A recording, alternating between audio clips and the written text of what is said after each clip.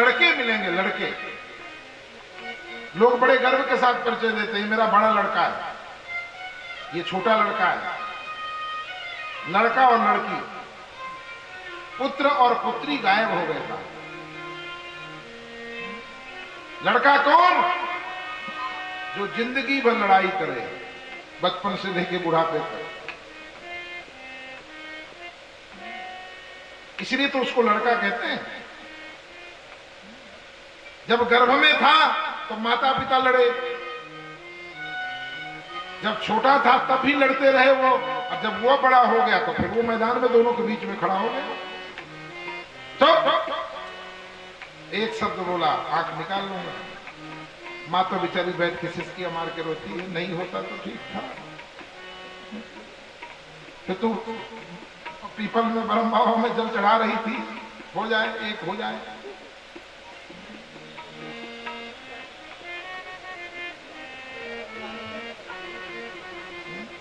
तने मां तू पितु तो सनहारा, दुर्लभ जननी सकल संसार। इसलिए पुत्र पैदा करो, लड़का नहीं। परीक्षित पुत्र हैं जो अपने पूर्वजों की कीर्ति में चार चांद लगा, धर्म कर्म से प्रजा का पालन कर रहे हैं, दिग्विजय करने के लिए निकले, और उसी दिग्विजय के क्रम में कुरजांगल प्रदेश में कली का निग्रह करते हैं। कलयुग ने धर्म के 3 पैर तोड़ दिए, सत्य, शौच, दया। एक पैर में जो दान वाला पैर था उस पर प्रहार कर रहे थे। तब जो है उसी समय परीक्षित जी पहुंच जाते हैं और उन्होंने मारने के लिए बाण धनुष में संधान करते हैं। कलयुग शरण में आ जाता है। सारंगी सारभुक परीक्षित जी सारक ग्राही हैं। उन्होंने कहा अपना परिचय दो। उसने अपना परिचय दिया, महाराज मैं कलयुग हूं। मेरे दोषों को तो आपने देखा, पर मेरे अंदर एक बहुत बड़ा गुण है। क्या गुण है? बोले कली कर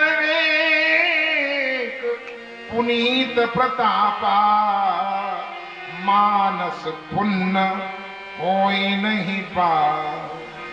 महाराज मेरे में मानसिक पुण्य तो होगा पर मानसिक पाप नहीं लगेगा।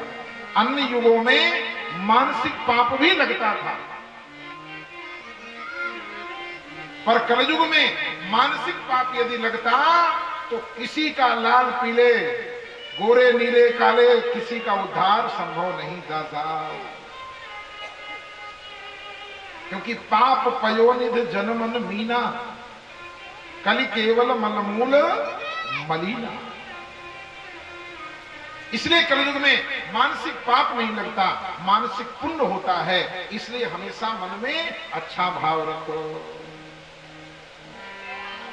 हम भी यज्ञ करेंगे, हम भी पूजा करेंगे, हम भी पाठ करेंगे, हम भी तीर्थ में जाएंगे।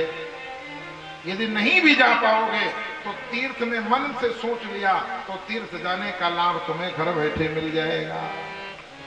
मानस पुण्य। परीक्षित जी ने कहा तो ठीक है, मेरे राज से बाहर चले जाओ, मैं मारूंगा तो नहीं पर बाहर चले जाओ। बोले जहां देखता हूं उधर आप ही आप हैं, चक्रवर्ती सम्राट है, कहां जाऊं। तब 4 जगह निर्धारित करी। सबसे पहले दूताले, जहां पर जुआ ताश की पत्ती,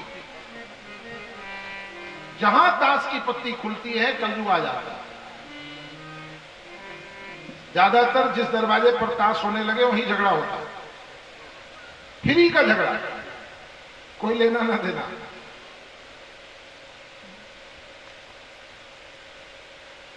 मदिरालय, जहां पर बोतल खुले, चाहे वो घर हो, चाहे ऑफिस हो, चाहे अहाता हो, बोतल खुलते ही कलयुग का प्रवेश हो जाता है।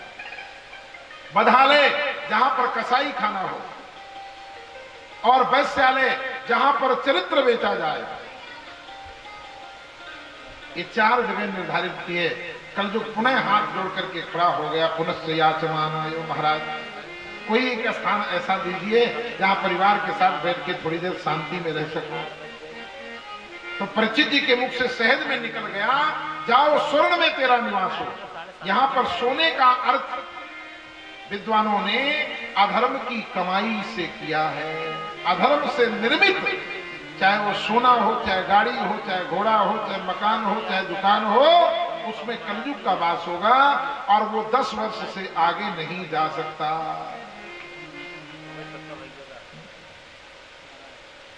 और उस पर कृपा करके वापस आते हैं। एक दिन सफाई हुई खजाने की, जिस खजाने में जरासंध वाला कीमती मुकुट रखा था। जरासंध ने राजाओं को बंदी बना बना के उनके मुकुट के हीरे निकाल निकाल करके अपने मुकुट में बनवाया था। उस मुकुट को युधिष्ठिर जी ने स्वीकार नहीं किया था, ये अधर्म से निर्मित था। मंत्रियों ने कहा, मंत्रियों के कहने पर परीक्षित जी ने उस मुकुट को धारण किया और जैसे मुकुट धारण किया तो कलयुग प्रवेश कर गया। जो परीक्षित रास्ते में चलते थे, चींटी पड़ जाती थी तो राम राम कह के प्रायश्चित करते थे, आज वो परीक्षित शिकार करने के लिए चल पड़ते हैं। हो नहार जब जैसी आवे, तब तैसो संजोग बना। साथ में सिपाही है, सेना है, पर शिकार में सबसे अलग हो जाते हैं। प्यास लगती है, समीप मुनि के आश्रम में पहुंचते हैं। कलयुग माथे में था, महात्मा समाधि में बैठा था। कलयुग का प्रभाव है, असली नकली लगता है और नकली असली लगता है। ये कलयुग का प्रभाव है।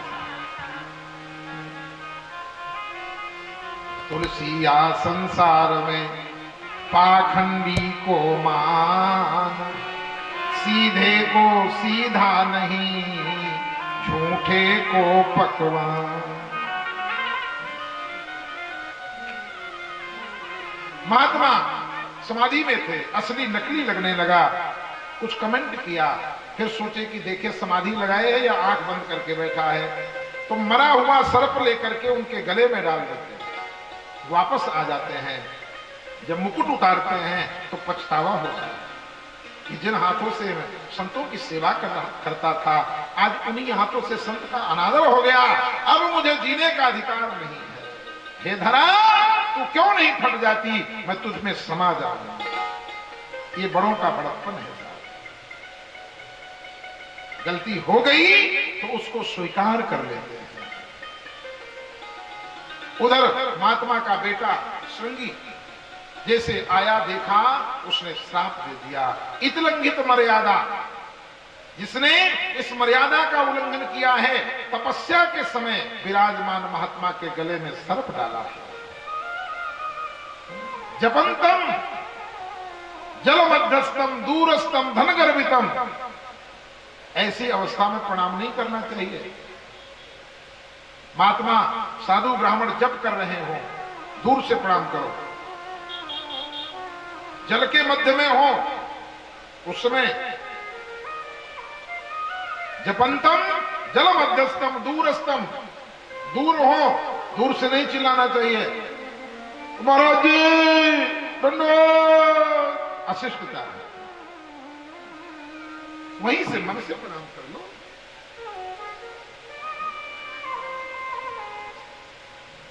धन गर्भितम, कोई साधु ब्राह्मण धन के अभिमान में मद में चूर हो, ऐसे साधु ब्राह्मण को भी प्रणाम नहीं करना चाहिए।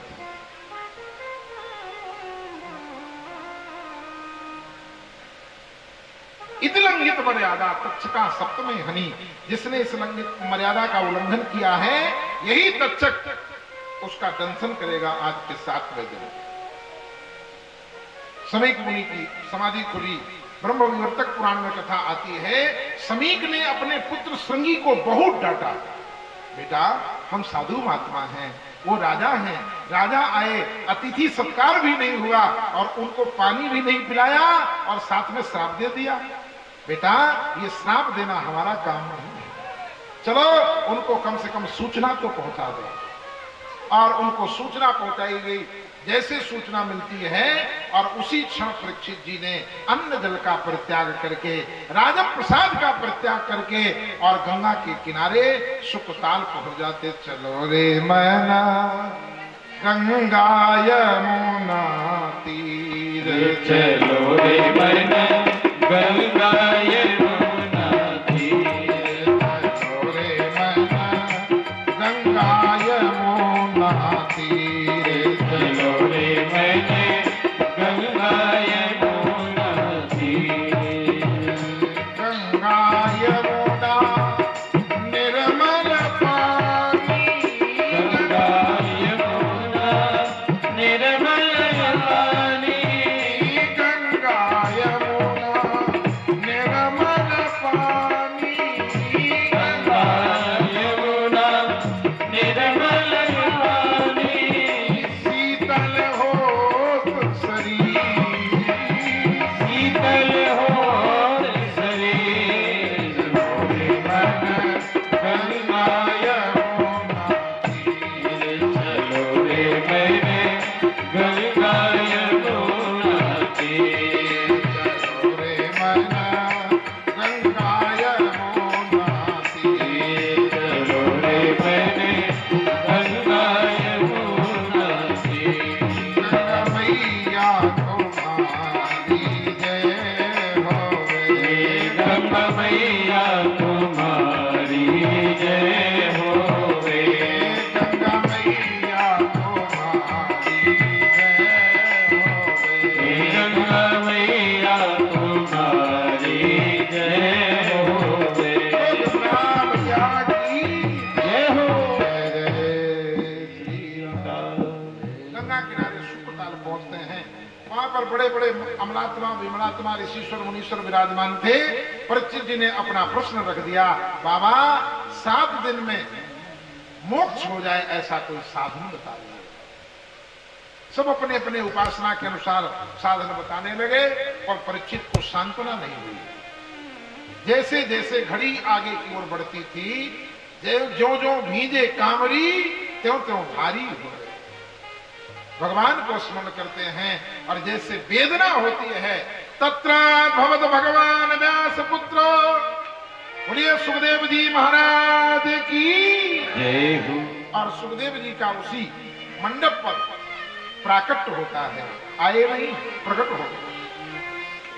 अभी तक परीक्षित ने किसी को प्रणाम नहीं किया, पर जैसे सुखदेव को देखा लेट करके प्रणाम कर रहे हैं, क्योंकि मन से बड़ा ज्योतिषी कोई नहीं होता। जिसके द्वारा कार्य की सिद्धि होनी होगी उसके लिए मन अपने आप समर्पित हो जाता है। सुंदर सिंहासन पर बिठाया गया। परीक्षित जी ने सुखदेव जी का पूजन किया। आप भी वहीं से बैठे बैठे मन से पूजन कर लो। आचार्य जी तो उधर हैं, यहीं से पूजन कर लो। और पूजन करने के पश्चात हाथ जोड़ करके सामने खड़े हो जाते हैं, क्योंकि नियम है प्रश्न करने का। तद्विधि प्रणिपाते न परिप्रश्न न सेवया। पहले आदर करो, फिर प्रणाम करो, फिर प्रश्न करो। अतः प्रच्छामि संसिद्धिं योगीनां परमं गुरुं पुरुषस्य यत् कार्यं म्रियमाणस्य सर्वथा। हे नाथ, योगीनां परमं गुरु, योगियों के परम गुरु, मैं आपके चरणों में निवेदन कर रहा हूं, जिसकी मृत्यु निर्धारित हो चुकी हो उसके क्या करना चाहिए। सुखदेव जी का प्रवचन प्रारंभ हो जाता है। मंगलाचरण नहीं किया, पहले प्रवचन प्रारंभ हो रहा है, क्योंकि यहाँ पर परीक्षित सीरियस अवस्था में है। इसलिए प्रत्येक गुरु को चाहिए अपने शिष्य की आस्था और विश्वास की रक्षा करे। कहीं आंख बंद करके मंगलाचरण करने लगे तब तक उसका विश्वास टूट जाए, क्योंकि जितने मिले थे सब मंगलाचरण वाले मिले थे। सबसे पहले रोकथाम किया, प्रशंसा करते हुए, बरियाने सते प्रश्न कृतम लोक हितम नप आत्मविसम्मताम पुंसाम श्रोतव्यादिषु यः पर। राजन, आपका प्रश्न ही इतना श्रेष्ठ है, जो इस प्रश्न का चिंतन करे उसका कल्याण हो जाए। तुम चिंता क्यों करते हो? संसार में शिक्षित बहुत हुए, दीक्षित भी बहुत हुए, विकसित भी बहुत हुए, पर परीक्षित तो केवल एक ही हुआ है जिसने मृत्यु को मंगलमय बनाने के लिए प्रश्न किया है। सारा संसार तो संतों के पास जीवन को मंगलमय बनाने का प्रश्न करता है। जीवन कितना मंगलमय हो, पर यदि अंतिम बिगड़ गया तो सारा रिजल्ट खराब हो जाएगा। अंते मति सागति। और राजा खट्वांग का चरित्र सुना दिया कि मृत्यु को मंगलमय बनाने के लिए 1000, 2000 महीना, 2 महीना, वर्ष, हफ्ता नहीं चाहिए। मृत्यु तो 2 घड़ी 48 मिनट में भी मंगल हो सकती है। अयोध्या के नपति राजा खट्वांग देवासुर संग्राम में देवताओं की सहायता के लिए गए। बहुत दिनों बाद विजय श्री का खिताब मिला। तब देवताओं ने कहा, महाराज कुछ मांग लीजिए, आपके सहायता से विजय हुई है। तो राजा खट्वांग ने कहा, पहले गणना करके बताओ मेरी आयु कितनी शेष है। देवताओं ने कहा, महाराज सिर्फ 48 मिनट 2 घड़ी। राजा खट्वांग ने कहा, यदि देना चाहते हो तो मुझे किसी विशेष विमान से अयोध्या पहुंचा दो। देवताओं ने विशेष विमान में बिठा करके राजा खट्वांग को अयोध्या पहुंचाया। और जैसे राजा खट्वांग अयोध्या पहुंचते हैं और सरजू में डुबकी लगाते हैं, समय पूरा हो जाता है तो अवध तजे तनु नहीं संसारा। अयोध्या, मथुरा, माया, काशी, कांची, अवंतिका, पुनश्चा द्वारावती, सप्तैते मोक्ष दायका। 7 पुरिया हैं जहां प्राणांत होने पर मृत्यु मंगलमय हो जाती है। परीक्षित जी को थोड़ा हिम्मत आई। सुखदेव जी ने कहा, चिंता मत करो, तुम्हारे पास तो 7 दिन कन्फर्म है। यहां तो लोगों के पास 7 पल भी नहीं है। और मरना तो सबको ही 7 दिन में, 8वें दिन मरना किसको है? 8वां दिन मरा ही नहीं। इसलिए तुम चिंता छोड़ दो, चिंतन करो। योगी नाम नप निर्णीतम हरे नामानुकीर्तनम। योगियों के द्वारा जो निर्धारित है वो भगवान नाम संकीर्तन का आश्रय लोग भक्त भगवान की सत्व मुक्ति, क्रम मुक्ति आदि की चर्चा करते हुए। और सुखदेव जी परीक्षित जी को टटोलते हैं। देवताओं की लाइन लगा दी।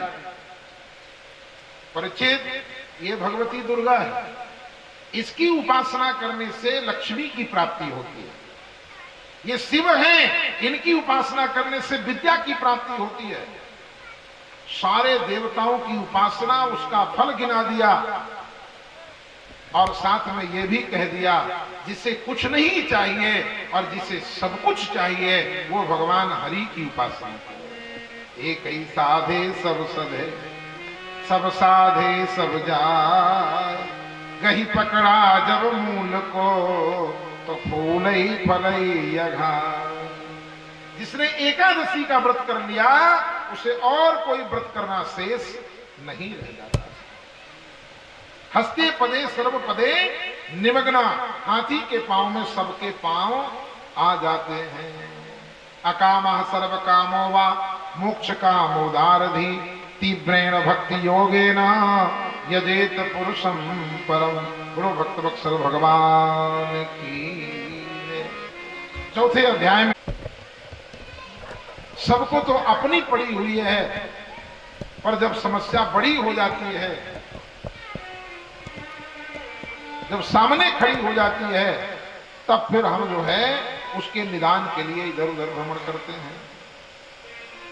पहले ही भगवान ने ब्रह्मा को अपना सिद्धांत समझा दिया। अगले क्रम में सुखदेव जी महाराज कहते, परीक्षित, सृष्टि विषय जो चर्चाएं हैं वो विदुर उद्धव संवाद। परीक्षित जी ने कहा, विदुर जी तो कौरवों के प्रधानमंत्री थे, उनको समय कैसे मिला? बोले यही तो समस्या है।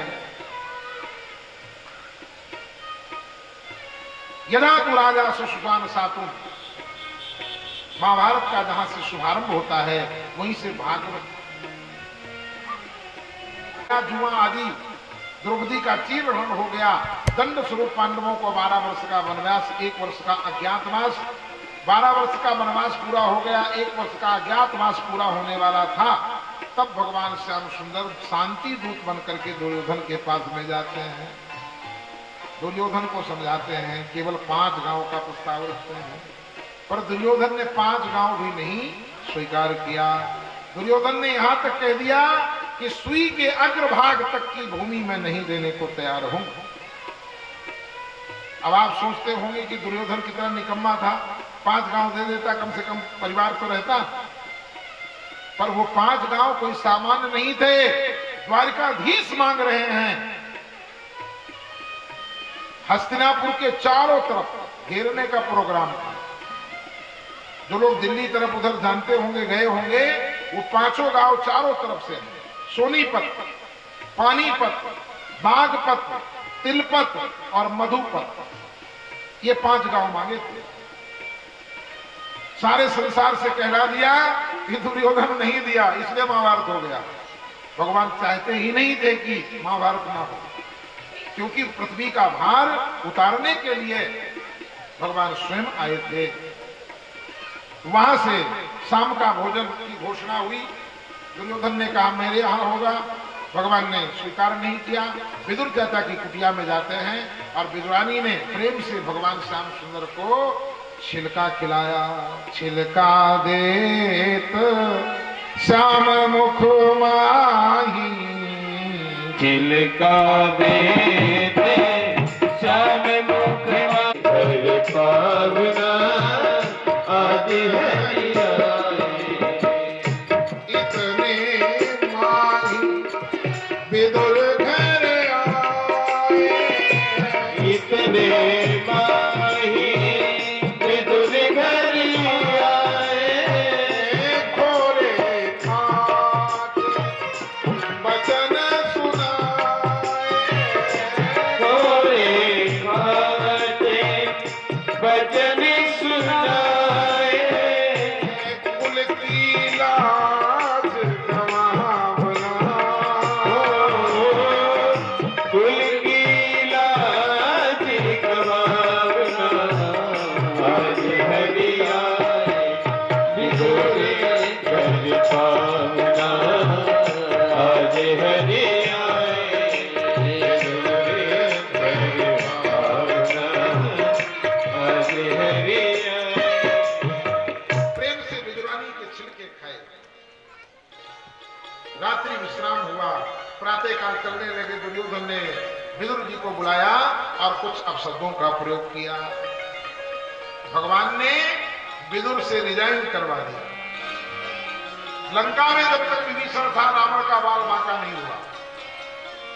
विभीषण को बाहर करने के लिए राम जी ने हनुमान जी को भेजा, पर हस्तिनापुर में विदुर के तप के प्रभाव से दुर्योधन सुरक्षित था। इसलिए भगवान स्वयं जाते हैं। दुर्योधन को समझाने नहीं गए थे, वो तो विदुर को वहां से बाहर करने के लिए गए थे।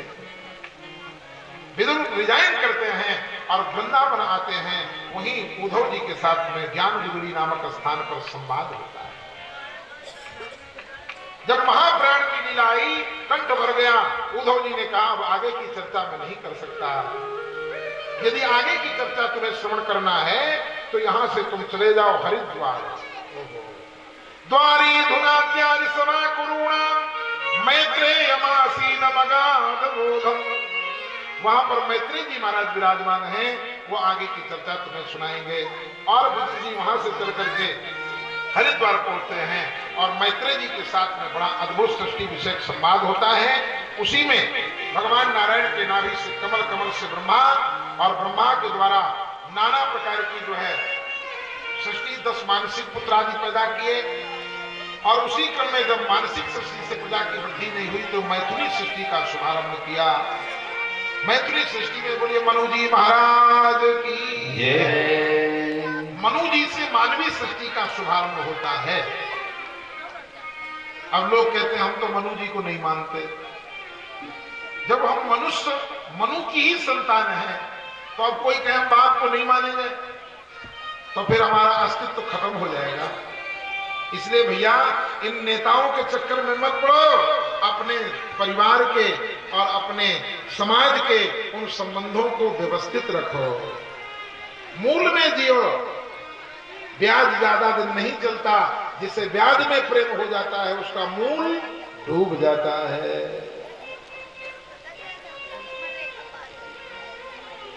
मनु शत्रुपा का प्रादुर्भाव हुआ, तब देखा ब्रह्मा जी ने चारों तरफ जल ही जल था। ब्रह्मा जी को चिंता हुई तो ब्रह्मा के नासिका के अग्रभाग से एक अंगूठे के अग्रभाग के बराबर बाराह का प्राकट होता है। बोलिए बाराह भगवान की। नीचे आते ही विशाल काय हो जाते हैं, वो पृथ्वी की खोज में चलते हैं। ये पृथ्वी को कौन ले गए? कश्यप जी की पत्नी जिनका नाम है दिति। संध्या काल में उसने पुत्र प्राप्ति के लिए प्रार्थना किया। कश्यप जी ने समझाया, देवी संध्या काल में 4 काम सुने, दुष्ट संतान पैदा होगी। यदि सोगे तो निद्रायाम हरते लक्ष्मी।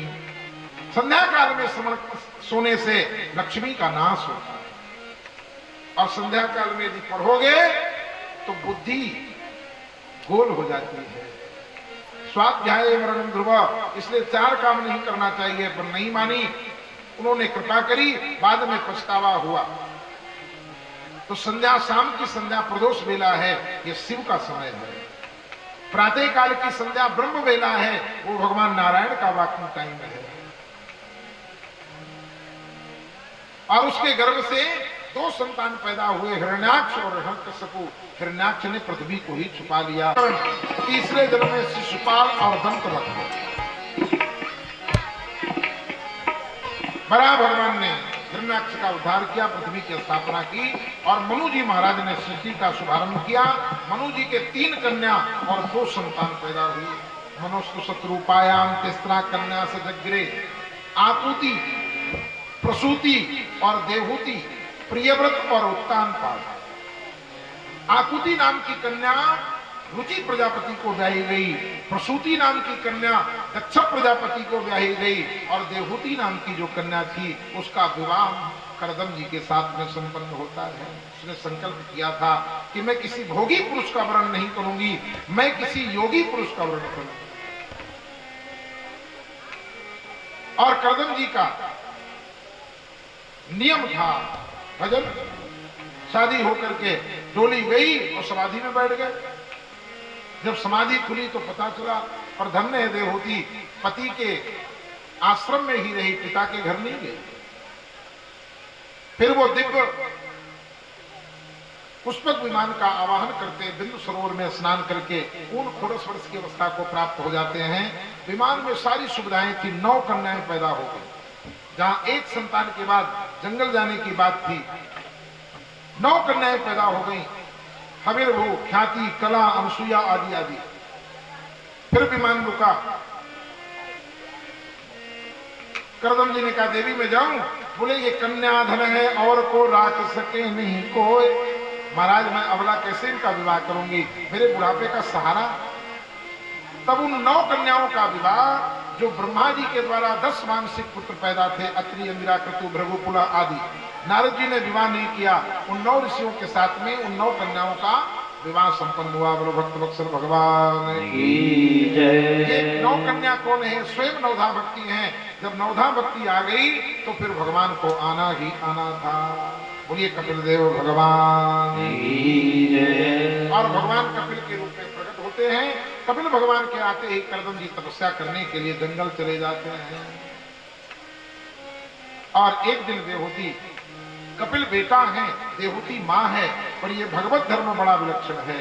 माँ बेटे के सामने हाथ जोड़ करके खड़ी है। तंत्वागताहं शरणं शरणं स्वभक्त संसार तरो कुठारम् जिज्ञासयाहं प्रकृतेः पुरुष वदामि सद्धर्म विदां वरिष्ठम्। हे नाथ, मैं आपकी शरण में हूं। आप अपने भक्त के कष्ट को काटने के लिए कुल्हाड़ी की तरह, सुभक्त संसार करो कुठारम, वो लोहे वाली कुल्हाड़ी काट को काटती है, और आप ऐसी कुल्हाड़ी हैं जो कष्ट को काटते हैं। तो सबसे बड़ा कष्ट है गर्भवासमम दुखम न भूतो न भविष्यति, बार बार जन्मना बार बार मरना ये सबसे बड़ा कष्ट है। हे नाथ मेरे कष्ट को काटा। भगवान कपिल कहते हैं मां इस कष्ट को यदि काटना चाहती हो तो एक काम कर लो, सताम प्रसंगाम मम वीर संविदो भवंति हत कर्ण रसायन कथा। संतों का संग करो और संतों के संग से कथा प्राप्त होगी, कथा से भक्ति प्राप्त होगी और भक्ति से सहज में इस संकट से मुक्त हो जाओगे। देवहूति ने कहा महाराज वो संत कहाँ मिलेंगे, कैसे होते हैं संत, मुझे तो कुछ पता ही नहीं है। तब भगवान कपिल कुछ लक्षण बता रहा है। तितिक्षवा कारुणिका सुहृदा सर्वदेहिनाम। पहला लक्षण है तितिक्षु, सहनशीलता।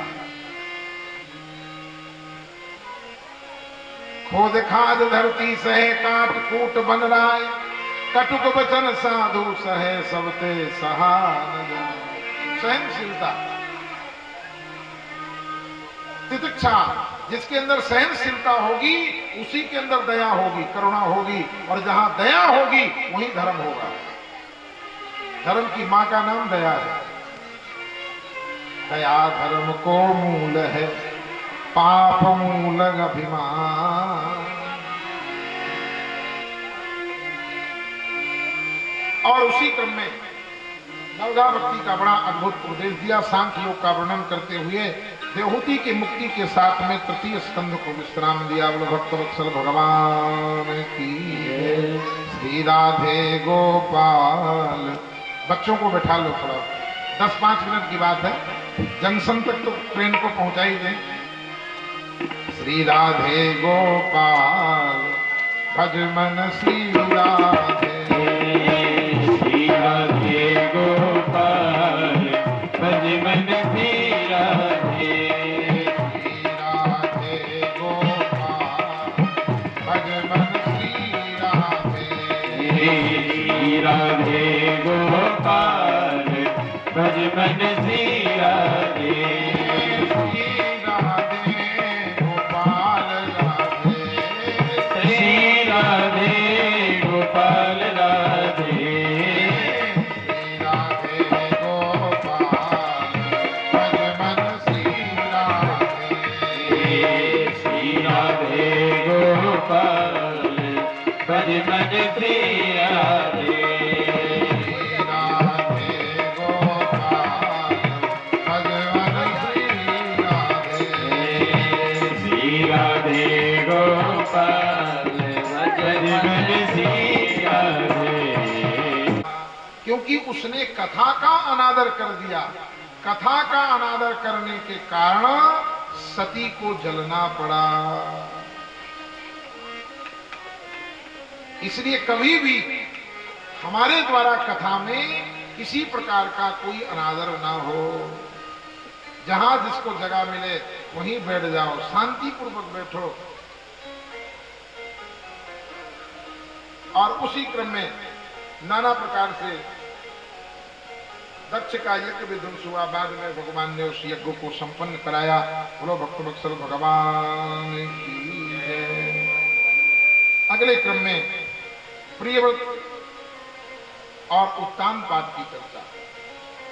प्रियव्रत जी बड़े हैं पर उनका मन भगवान के चरणों में लगा था। मनु जी ने कहा राजा बन जाओ, नहीं स्वीकार किया।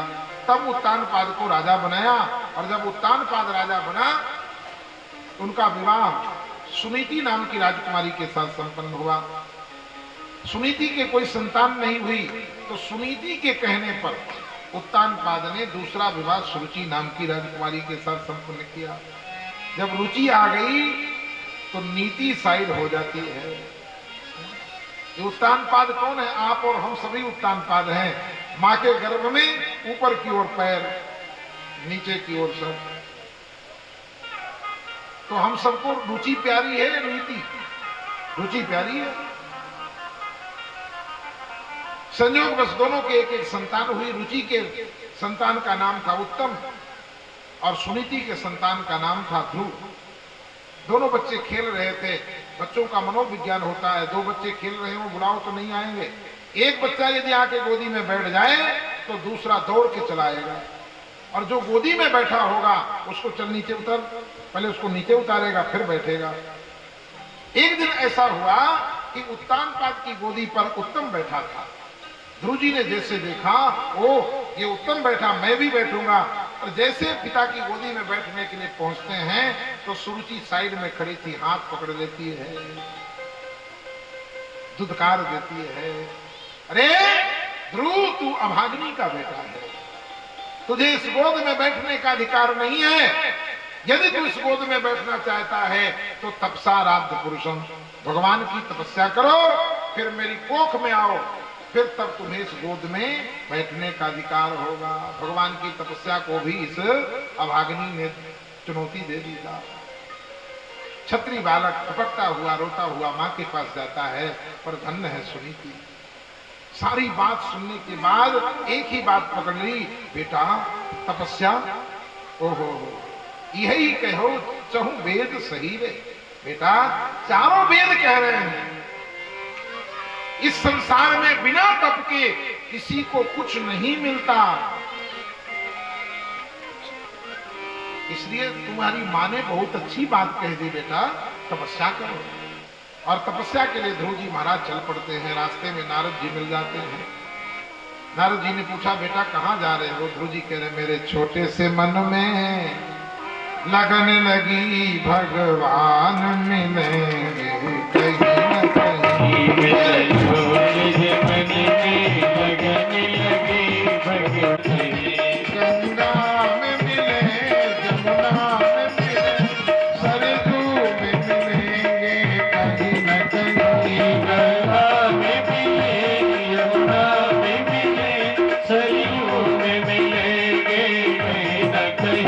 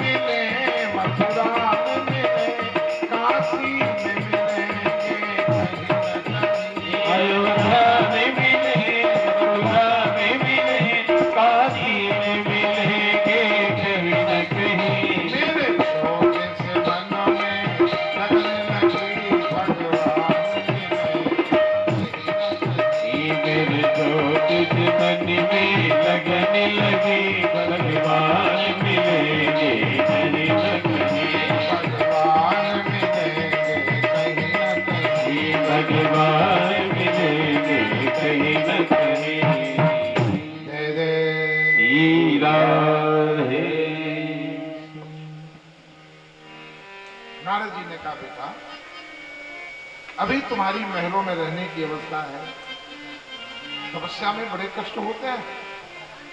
फिर तुम जिस बात के लिए जा रहे हो, पिता की गोद के लिए जा रहे हो, गद्दी के लिए जा रहे हो, तो चलो मैं तुम्हारे बाप के सामने खड़े खड़े आधा राज तुमको दिला देता हूं। ध्रुव जी हंस पड़े, बाबा सच बताना, आप असली नारद हो या नकली नारद हो? नारद जी ने कहा, बेटा तुझे मुझ पर संदेह हो रहा है? बोले हाँ पिताजी, मेरी मैया तो मुझे बचपन से पढ़ाती थी कि जो नारद है ना वो भगवान के चरणों से जीव को जोड़ता है, और आप मुझे संसार की तरफ ले जा रहे हो। इसलिए बाबा संदेह हो रहा है।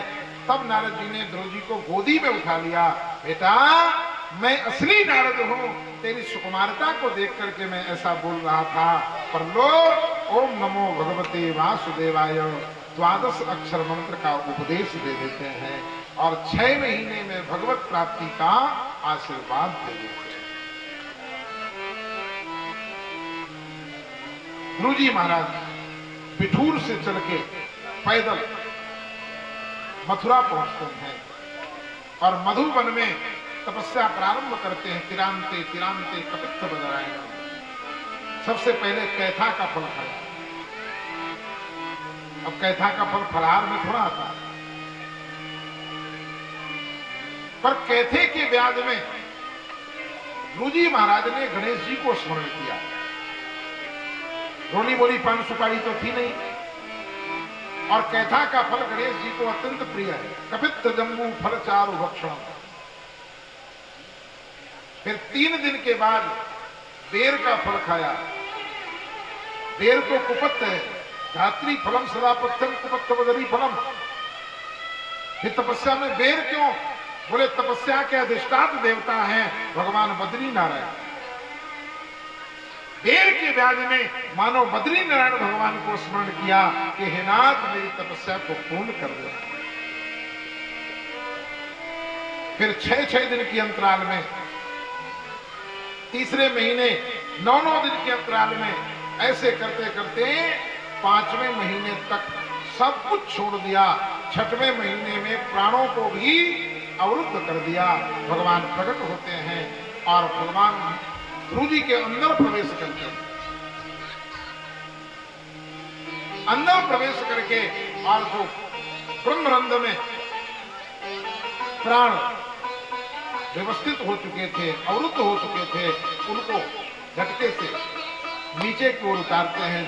जैसे हार्ट में प्रॉब्लम हो तो डॉक्टर ठोकता है। ये बात स्वयं ध्रुव जी स्तुति में कह रहे हैं। योमता प्रविश्व मम वाचमिमां प्रसुप्तम। जिन भगवान श्री हरि ने मेरे अंदर प्रवेश करके मेरी सोई हुई सरस्वती को जगाया है, मैं मन से वचन से कर्म से उन भगवान श्री हरि के चरणों में कोटि कोटि प्रणाम करता हूँ। भगवान ने अचल पद का आशीर्वाद दिया और ध्रुव जी भगवत प्राप्ति करके वापस आते हैं। यहीं पर कृपा राम की हुई, ता पर कृपा करे सब कोई। वो स्त्रायण उत्तान पाद दरवाजे पर थाली सजा करके खड़ा है। जो रोक नहीं पाया था वो थाली सजा करके खड़ा है अपने बचाव के लिए। और ध्रुव जी को राज सिंहासन पर अभिषिक्त करते हैं। यक्षों के द्वारा उत्तम मारा गया। हिमायती बनकर के वो सुरुचि गई, वो भी मारी गई। तब यक्षों को मारने लगे ध्रुव जी महाराज, तो मनु जी ने आकर के रोका। ध्रुव, तुम्हारे जैसे भगवत भक्त को रोष नहीं करना चाहिए। बोले इन्होंने मेरे भाई को मारा है। बोले इन्होंने नहीं मारा। जो अपराध भगत कर करई, राम रोष पावक सोई जरई। तुझ जैसे भगवत भक्त का अनादर करने के कारण ये अपने कर्मों के द्वारा समाप्त हो गए हैं। इनको किसी ने मारा नहीं। 36,000 दिव्य वर्षों तक ध्रुव जी ने इस धरा में राज किया। विमान में बैठ करके भगवत धाम की यात्रा संपन्न करते हैं। उन्हीं के वंश में अंग नाम के राजा हुए और अंग के महान नास्तिक बेन हुआ। अधम न बेन समान, जिसको गोस्वामी जी याद कर रहे हैं। उसने घोषणा कर दी, न यस्तव्यम न दातव्यम न होतव्यम दुजा कुचित इतने वारे धर्मो भेरी घोषेण सर्वथा। आज के बाद कोई दान नहीं करेगा, कोई यज्ञ नहीं करेगा, कोई माता पिता की सेवा नहीं करेगा। यदि ऐसा करता हुआ पाया गया उसे प्राण दंड दिया जाएगा। यथा राजा तथा प्रजा।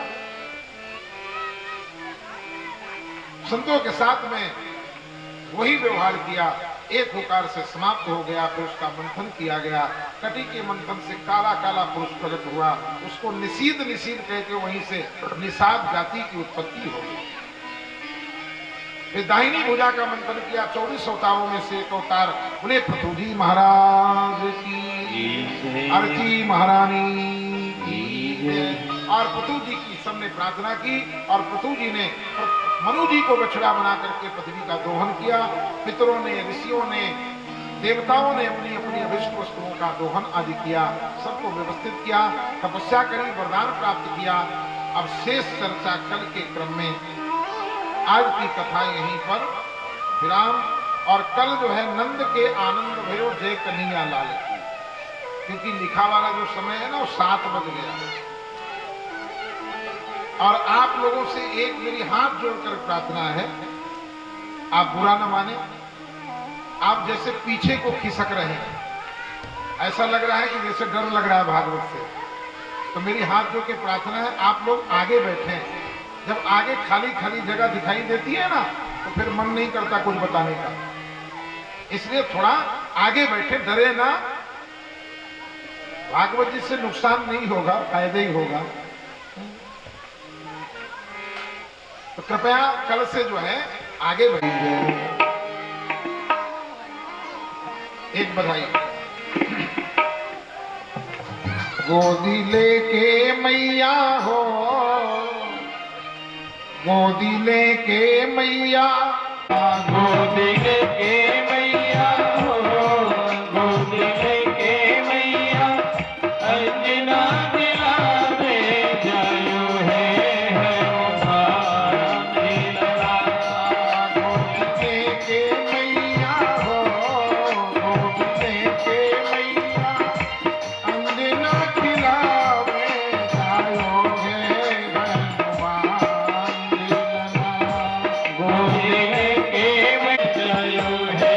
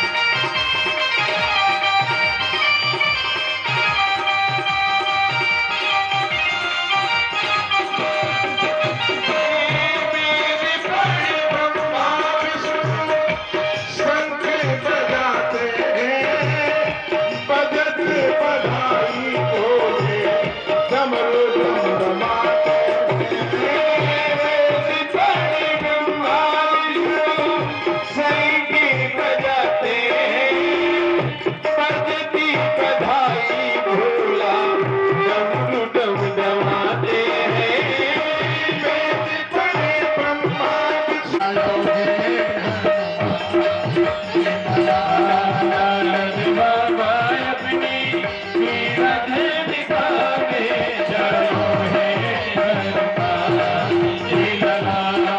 गोदी लेके मैया हो, गोदी लेके मैया गोदी लेके मैया हो, गोदी लेके मैया अर्चना खिलावे जायो है हनुमान जी लला। जायो है हनुमान जी लला। हरि बोल।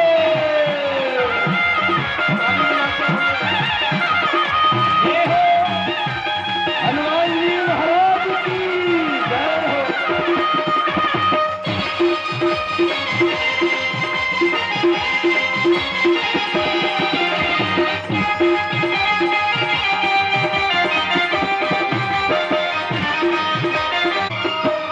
नाम का दुलारा मेरे अंगना में आया है। केसरी ने जो कुछ पाया खुशी में लुटाया है। राम का दुलारा मेरे अंगना में आया है। केसरी ने जो कुछ पाया उसी में लुटाया है। राम का दुलारा मेरे अंगना में आया है।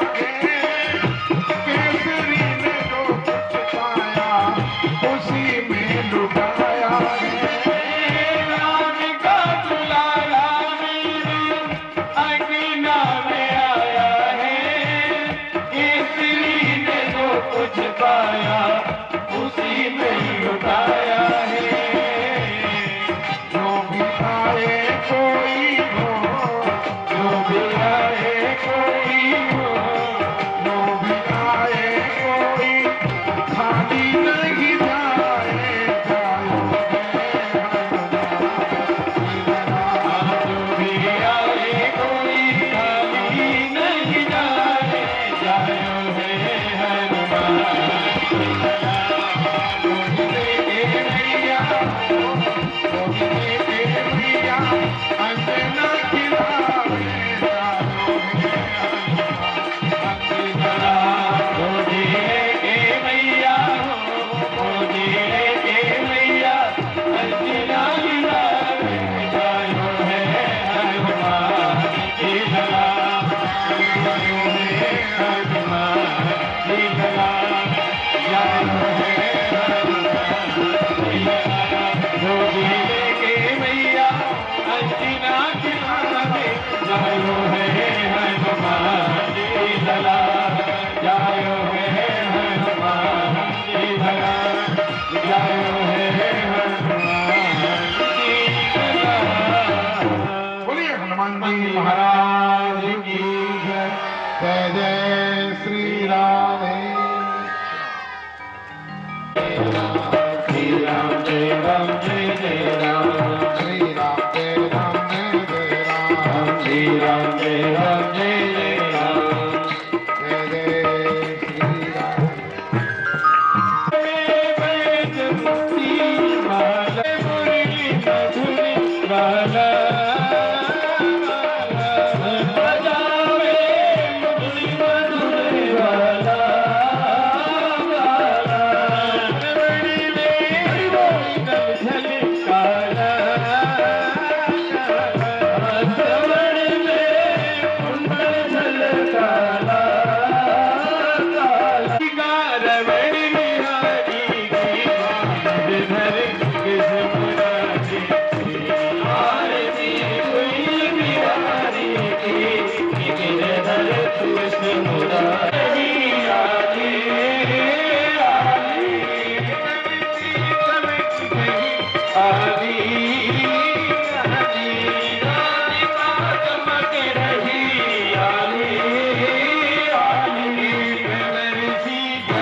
कस्तूरी चंद सी ललित छवि श्यामा प्यारी की गिरधर की मुरारी आरती कोई दिवारी के गिरधर के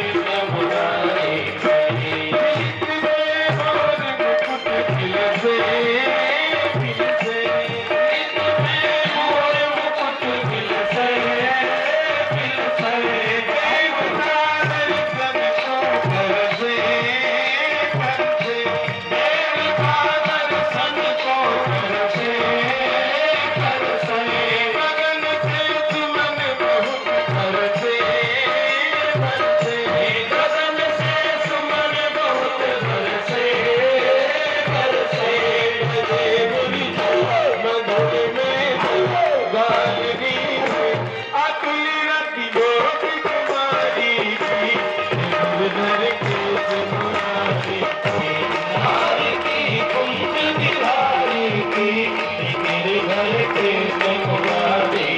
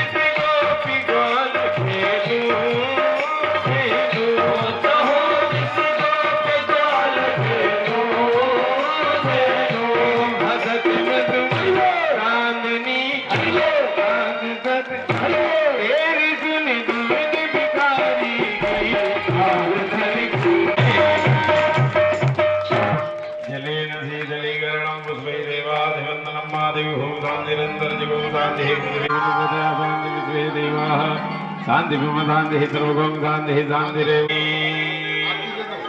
आरती दे दो सबको पीछे आरती दे दो। हरि ओम जगने नमः मयजन्त देवास्थाने सचेन्द्रपूर्वे साध्यः सन्ति देवाः हरि ओम एकदन्ताय विद्महे वक्रतुण्डाय धीमहि तन्नो दन्तिः प्रचोदयात् हरि ओम नारायण विष्णु प्रचोदयात् हरि ओम महालक्ष्मी च विद्महे विष्णुपत्ने च धीमहि तन्नो लक्ष्मी गजार गर्भेल रथालपुत्रे दलमञ्जरी वे तां पूजयामि जगदीश्वर मे प्रसीद नानापुष्पाञ्जलिं मया दत्तो ग्रहाण परमेश्वर मन्त्रपुष्पाञ्जलिं समर्पयामि प्राणपुरुषोत्तमाय नमः। वृंदावन बिहारी लाल की श्रीमद् भागवत महापुराण की बोलो सुखदेव भगवान की बोलो व्यास जी महाराज की वृंदावन धाम की आज के आनंद की हनुमान जी महाराज की गंगा मैया की यमुना महारानी राधा रानी की कल्याण हो। गो माता की सत्य सनातन धर्म की नमः पार्वती पते हर हर महादेव जय जय श्री राधे जय जय श्री राधे जय।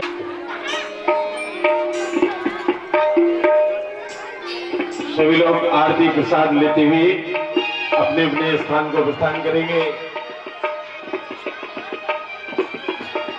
राधे राधे राधे राधे राधे गलियों में झूम झूम गलियों में झूम झूम के मन की तपन बुझाओ राधे राधे राधे राधे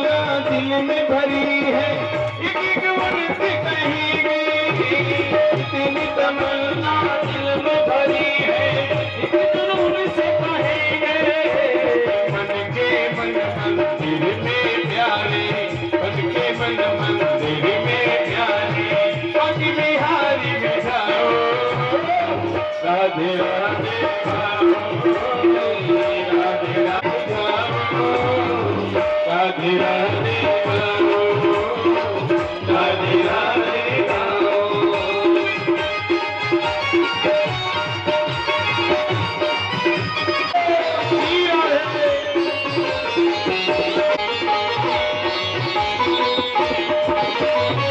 मोर पपीहा कोयल मेरा यही राग दोहराते, मोर पपीहा कोयल मेरा यही राग दोहराते हैं, कदम डाल कर बैठ जबिया राधे राधे गाते, कदम डाल कर बैठ जबिया राधे राधे गाते, मन के मन मंदिर में प्यारे, मन के मन मंदिर में प्यारे, बाकी बिहारी बिठाओ राधे राधे गाओ, राधे राधे गाओ। श्री राधे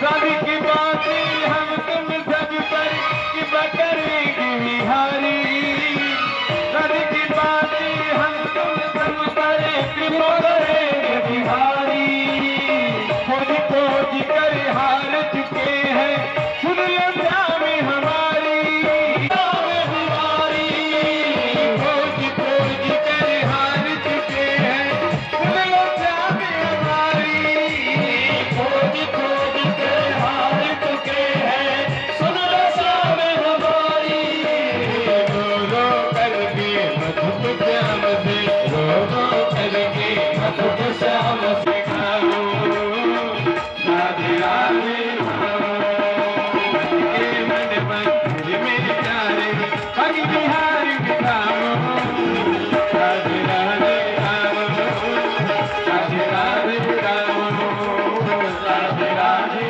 गाओ, राधे राधे गाओ, अपने घर को राधे को न भुलाना, हल्दी कथा में आना, राधे को न भुलाना, हल्दी कथा में आना, जीवन सफल बनाओ राधे राधे गाओ, जीवन सफल बनाओ राधे राधे गाओ, हरि हरि का नाम हरि हरि का नाम थोड़ा थोड़ा थोड़ा थोड़ा थोड़ा थोड़ा थोड़ा थोड़ा थोड़ा थोड़ा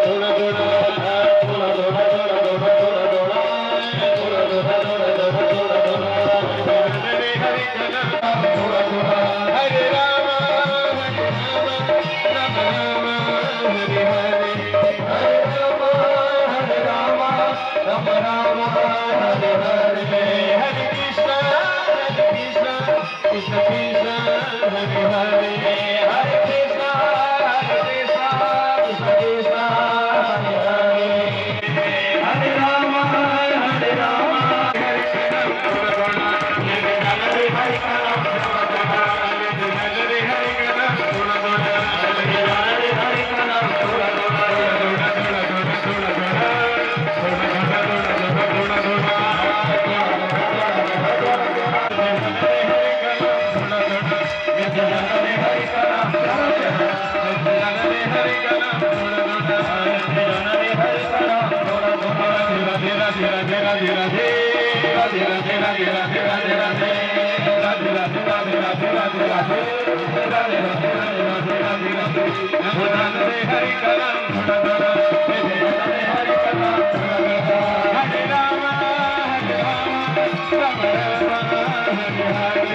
Hare Rama